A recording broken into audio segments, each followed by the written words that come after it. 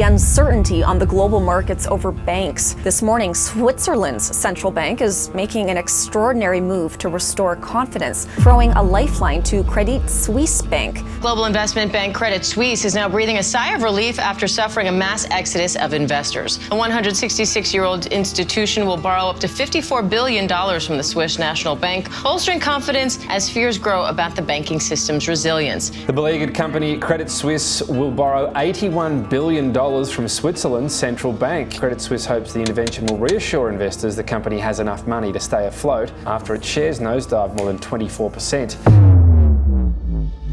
First Silvergate Bank collapsed, then Silicon Valley Bank collapsed, then Signature Bank collapsed just 2 days later, and now Credit Suisse is next. Credit Suisse, the 167-year-old bank and the second largest lender in Switzerland, is in deep trouble. Credit Suisse is huge. They have $500 billion in assets, and the bank ranks among the world's largest wealth managers, and crucially, it is one of 30 global systematically important banks, whose failure would cause ripples through the entire financial system. And right now, it's on the verge of imploding. Shares in Credit Suisse fell 24% on Friday after it said it found weakness in its financial reporting.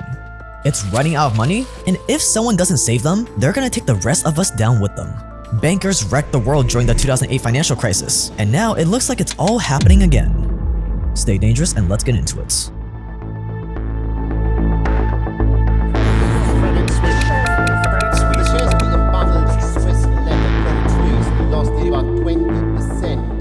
And by the way, if you like videos like this, then you are gonna love our video on the truth behind climate change and how the elite push climate change because it's a great way to keep poor nations poor by suffocating them with carbon emission limits so they keep making our pots and pans. And you can watch it right now by clicking the card on the top right corner. Obviously, this video wouldn't fly publicly, so it's part of our YouTube membership, where we post our more spicy videos that will never be released publicly.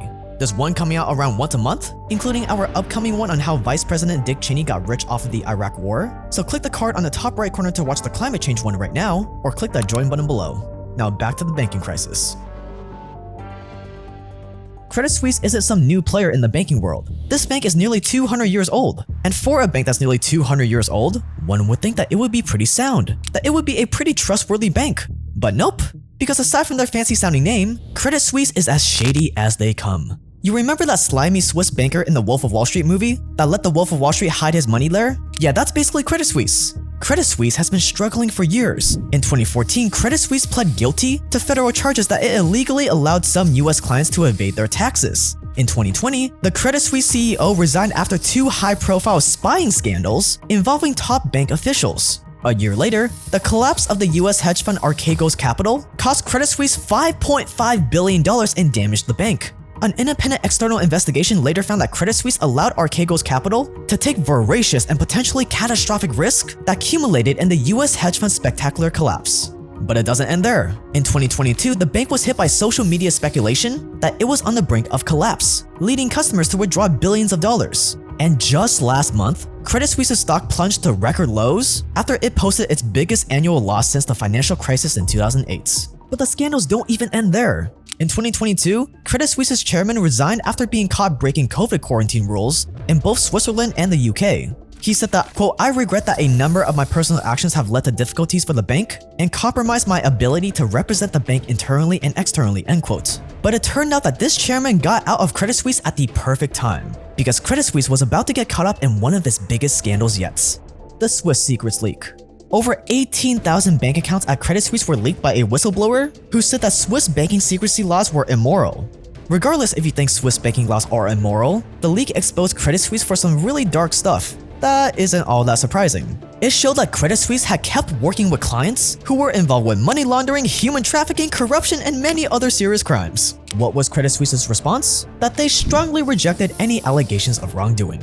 The main political grouping in the European Parliament called for a review of Switzerland's banking practices and for the country's possible inclusion in the EU's dirty money blacklist after leaks of Credit Suisse documents. The EU was trying to go after them, but the damage to Credit Suisse's reputation had already been done. So Credit Suisse had been hammered the past few years with scandal after scandal after scandal, and one would think that if you were in this position, you would clean up your act. You would stop doing shady stuff, at least until there was less heat on you. But nope. Credit Suisse just kept up with all their shady business practices, right until their 2022 financial report was released.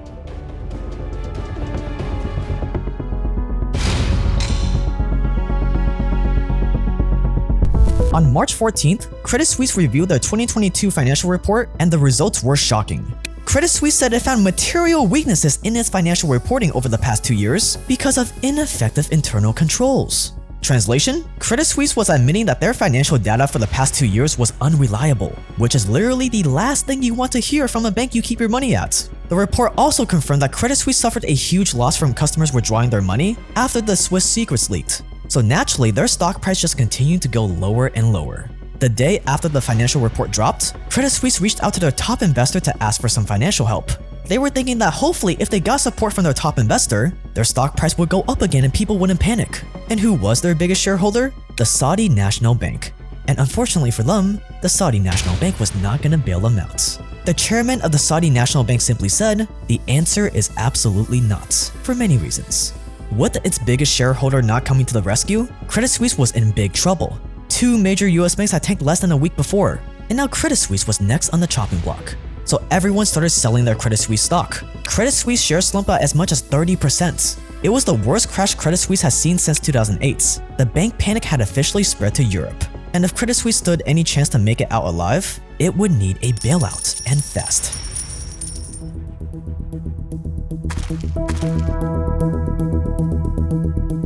As the stock price crashed, Credit Suisse's chairman came out to calm investors' fears. We have strong capital ratios, a strong balance sheet. We already took the medicine, he said.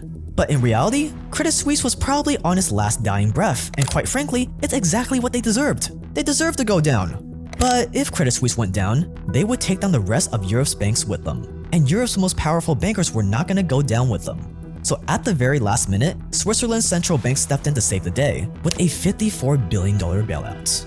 Credit Suisse said early on Thursday it was taking decisive action to strengthen its liquidity by exercising its option to borrow from the Swiss National Bank up to 50 billion Swiss francs, $54 billion. Now, this may seem unfair. Credit Suisse put themselves in this position, so they should suffer the consequences. The Swiss people shouldn't be the ones bailing them out, just like how average everyday Americans shouldn't be the ones bailing out Silicon Valley Bank. But in reality, this is how the world works. If you want to have the same unfair advantage that these banks have, you need to make everyone so dependent on you, you need to make everyone so reliant on you, that if you go down, they all go down. Credit Suisse and Silicon Valley Bank didn't get bailed out because they're the good guys. They got bailed out because they put themselves in a position where the entire economy depends on them. They truly became too big to fail. And it looks like there's another bank collapsing right now that's gonna get a bailout. And this bank is called First Republic Bank, and it's happening right now in America. And we're gonna cover it in tomorrow's video. So click the circle on the screen to subscribe now so you don't miss that video. In the meantime, watch our old video on the absurd business of banking to learn how banks print money out of thin air. It's an old one, but it is great. Click the card on the screen to watch now.